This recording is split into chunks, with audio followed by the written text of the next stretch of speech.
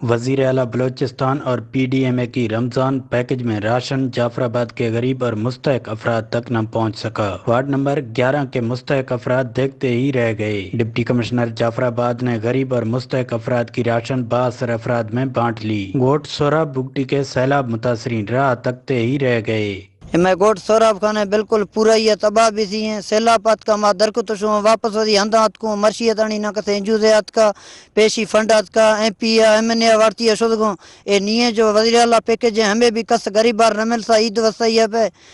D C وزی من پسند مردمار داسو اشتگوں جو کو کولسر ہما برتو وارتگوں وزی ہندا برتو تقسیم کو دوں تش مارت کاشد نے ما غریبوں میں ڈولا کتی ہوں مزوری کو وزی بچاں پالوں نہ ہمیں عید نہ بچاں وزی ہم جرے گتے نہ ودا پہ جرے گتے کا شاید میں گرنے وزیر اعلیٰ اور میں اپیل ہیں کہ شاہ نوٹس اگر سامان دے گا تو میں یہ چکا کہ میں کنٹرولا کنکھا تھا غریب بار دے گا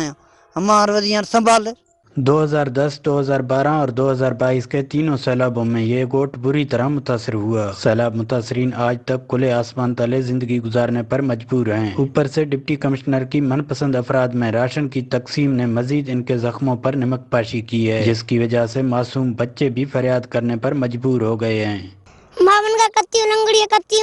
دیتی سامان شواد کل وارتا مار نے آئی دا مار جرے نے چی ماون کا کتی لنگڑی ثبوت چاں بیٹا یہ نشتی میں آئی دا جرے نے چی کپڑو ہے بس کول مسئلہ پاپتو نے آرتے نے بوڑے کول لنگڑی کتی نے چاہیں۔ ضرورت اس امر کی ہے کہ حکومت بلوچستان امدادی سامان کی تقسیم صاف اور شفاف طریقے سے کرے تاکہ حقداروں تک ان کا حق پہنچ سکے۔ کیمرہ ٹیم کے ساتھ مصری بگٹی، ویسٹ نیوز، جعفر آباد۔